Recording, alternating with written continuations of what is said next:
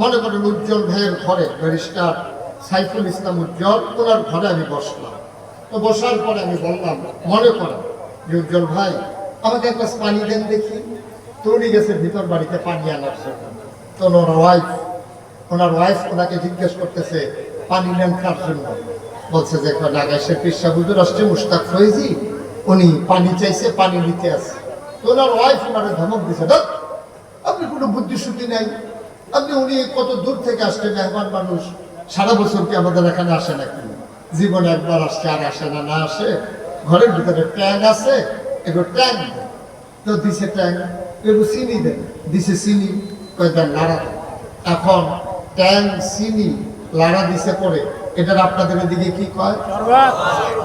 কি কয়? আমি উজ্জ্বল ভাইয়ের কাছে কি এই চিনি পানি চাইছিলেন, শরবত চাইছিলেন? পানি। আমি চাইছি পানি, উনি আন্না দিছে আমার শরবত, তা আমি শরবত খাইলাম। ইসলামটা ছিল এক গ্লাস স্বচ্ছ সাদা পানির মতো। এটা কমও নাই, বেশি নয়, মনে করে একবার সমান সমান।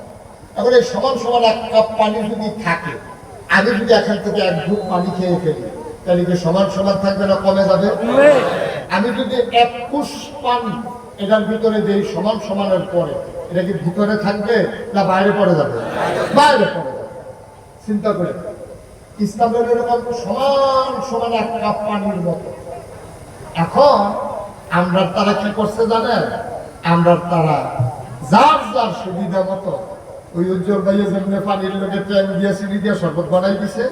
এই আমরা তারা ইসলামটারে যার জন্য সুবিধা মতো, ওই এক গ্লাস সাদা পানির মতো ইসলামটারে কেউ ট্যাং দিছে, কেউ সিবিটা দিছে, কেউ রুয়াবজা দিছে, কেউ তুকমার দানা দিছে, কেউ ইউসুফ গলির বসি দিছে, চিনি দিছে, আর লাড়া দেওয়ানের লেগে তো তারা বেড়া কেন, হ্যাঁ ভগলে মিলে দিছে লাড়া। ওখানে যদি পানি আছে না শরবত হয়েছে।